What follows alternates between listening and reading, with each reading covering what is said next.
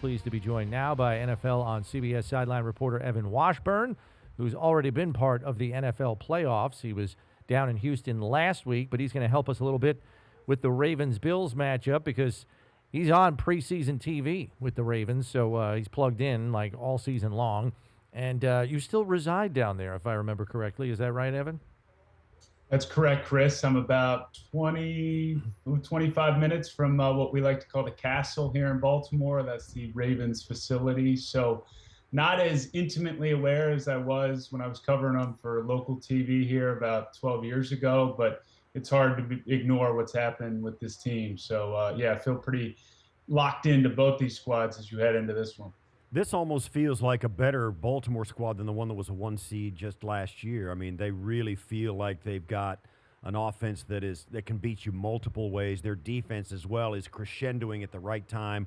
They've really got to they've got to be confident in every game they walk into, even if it is a playoff game in Buffalo on the road. No doubt, Steve. And look, I think the headline is going to be Derrick Henry joining this offense in terms of a comparison to a year ago. But what I see is just the next level synergy with Todd Monken and Lamar Jackson. And look, Derrick Henry's a big part of that and what they're able to do this year. But if last year was kind of getting a feel for one another, this year they're speaking the same language. And I think you see that in the production, the confidence in which Lamar is playing with, and just how efficient and explosive this offense has been. So you're spot on. And then defensively, after some lumps out of the gate, especially in the back end. But one thing I always appreciate about John Harbaugh and the Ravens, they're not afraid to make changes. And they moved on from Eddie Jackson. Marcus Williams has been benched. They moved Kyle Hamilton back to more of a free safety in that deep third there. And it's made a world of difference. And they've always been good stopping the run. Where do you see the Bills going in terms of being a little unconventional? You know their base defense is essentially a nickel defense. That doesn't work against Derrick Henry, let alone Ricard when he's on the field. I mean, there's multiple big bodies out there that does not compute for a nickel defense. So to what degree do you expect the Bills defensively to change their spots a little bit to better defend Henry and company? Well, look, I don't know if you can all of a sudden get bigger in a week. So I think you have to do what you feel most comfortable with. Now, I understand what you're saying, Chris, about the nickel, and conventional wisdom would say that's not going to work.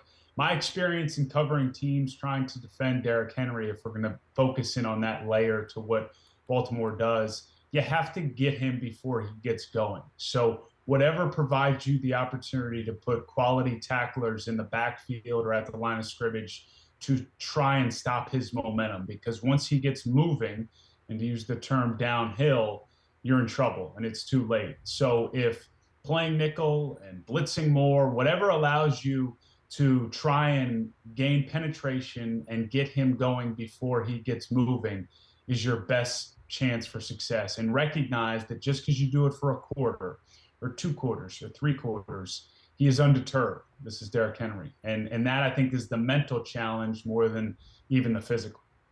Yeah, and even so, that you look at both sides of the football, they've got the number one rushing defense in the league. They're down in passing defense, but really the complementary nature of the way their offense and defense mesh together, their offense scores points at a high clip. They're really good in the red zone.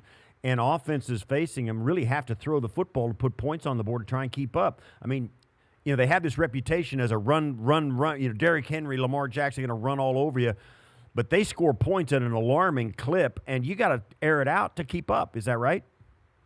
No doubt. I mean, it's funny, Steve, listening to you kind of go through what they've done and how they're doing it, and it's hard to find a blemish. I would say, when I was thinking about this matchup and obviously getting a chance to speak with you guys, I do think one area, as much as Kyle Hamilton has fixed the secondary and some of the issues with the big plays, I still think a guy like Dalton Kincaid could have a lot of opportunities attacking Roquan Smith, Trenton Simpson.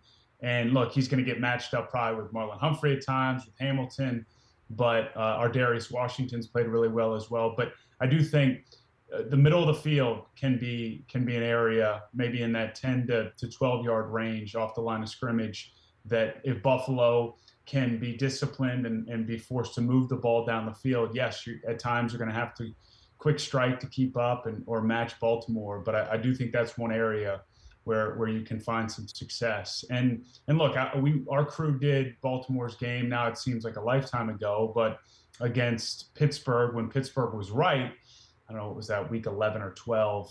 And Baltimore does have some vulnerabilities. Obviously, if you can find a way to steal some possessions via turnover defensively, stripping a ball out, finding a way to pick off Lamar, which this year has been nearly impossible.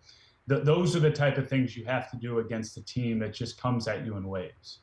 Right. And look, I know Baltimore's got the number one run defense, but I thought the offensive line for the Bills made a statement last week against the number 3 run defense of Denver with the way they played bully ball, used that 6th offensive lineman package, the most that they have all season, and just pretty much push that Denver defensive front around, which I think kind of opened some eyes.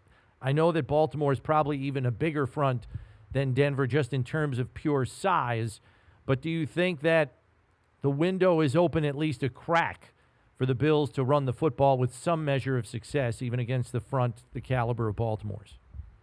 No doubt. And I would say run the ball with Jimbo, who I affectionately have now, hopefully that's become just commonplace with Cook. And he's got a level of burst and speed that I don't think Baltimore's seen in a number of weeks when I look at their recent opponents. I mean, Najee Harris will hit you in the mouth and he'll come downhill on you, but he's not going to burst through a hole like Jimbo could. And look, I think Josh Allen, as you guys well know, at this time of year, he's as big a part of the run game as anybody. So I think if that's part of the sauce as well, obviously wanting to keep him as protected as possible. But at this point, what is there to play for beyond Sunday at 6:30? I think Josh Allen can be a real weapon in this run game, and they may need that layer to add an edge in a game that, as we talk about it, it's strength for strength in really every area.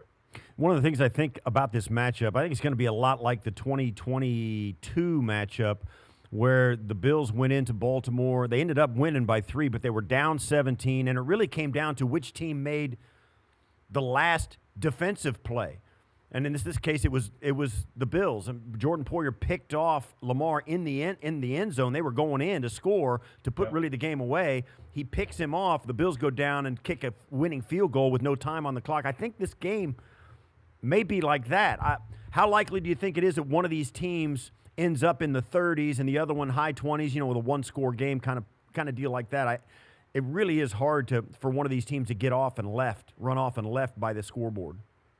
I agree. And look, maybe it's speaking into existence. I mean, obviously you guys want a definitive Bills win, but from an entertainment standpoint, it lines up that way. And I'm glad you brought up that game. And it brings back the fact that as much as we can talk about Lamar and Josh and MVP and these two defenses playing well, which run game's going to have the edge?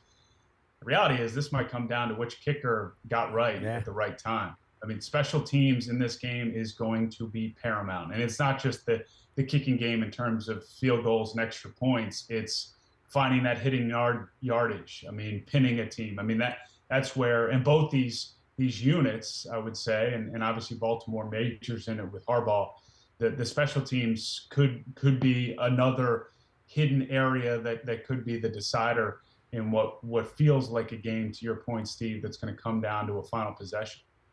Right. All right, quickly, I wanted to pivot to the other AFC matchup in Arrowhead, Houston at Kansas City, and you covered the Houston game last week. A pretty impressive victory over what wound up being a floundering Chargers team. It was kind of disappointing, quite frankly, and I imagine you were probably a little disappointed with the matchup as in terms of how it played out too. What are Houston's chances, honestly, in Arrowhead this week? I think they have a chance based off of where we are in the season, and thinking that something like the Texans upsetting the Chiefs is impossible, I think is naive. What most impressed me about Houston and what they'll have to bring to this game is what their defense was able to do. That was the first time the Chargers, from my perspective, got punched back.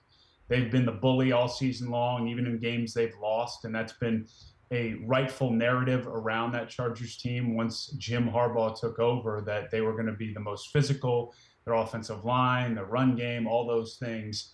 And for the first 2 possessions, I would say they did that. And then all of a sudden, a smaller but incredibly vicious and fast Texans defense hit back. And they hit back in a way that I think stunned the Chargers. And I think for them to have a chance against Kansas City and Mahomes, that's going to have to be the case. And CJ Stroud is going to have to play mistake-free football.